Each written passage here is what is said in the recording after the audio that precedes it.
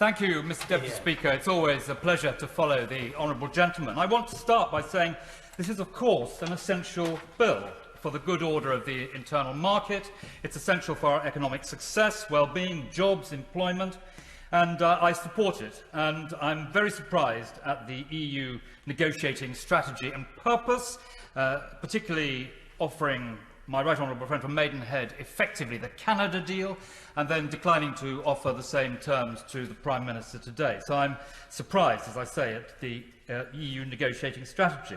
So I have no hesitation in supporting the second reading, and I give the government my strong support for reaching a deal. But I am not going to vote to breach international law, and I want to explain to the House why. As the Development Secretary in the coalition government, I consistently spoke up for the rule of law. Britain has been a beacon in some very difficult places of the world for support for the rule of law.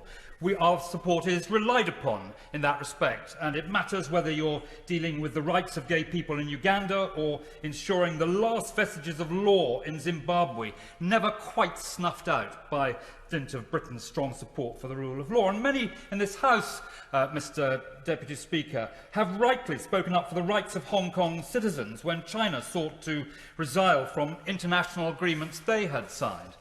We are one of the 5 permanent members of the United Nations Security Council. We have a duty to uphold international law.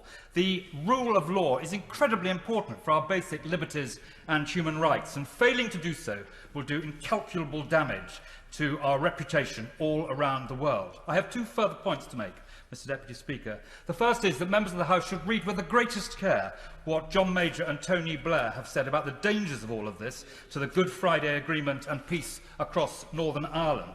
I've been here long enough, Mr Deputy Speaker, to remember the awful statements about violence in Northern Ireland, with innocent civilians maimed and worse. And secondly, we have one of the largest national debts of any country in the world, and confidence in our debt depends absolutely on an absolute understanding that Britain will always stand by its word. Now, Mr Deputy Speaker, I voted in ways in this House that I have regretted in the past. I voted for Section 28, I voted for the poll tax, and I voted with the then Prime Minister on Iraq. But I don't believe I've ever gone into a lobby to vote in a way that I knew was wrong, and I won't be doing it on this occasion either.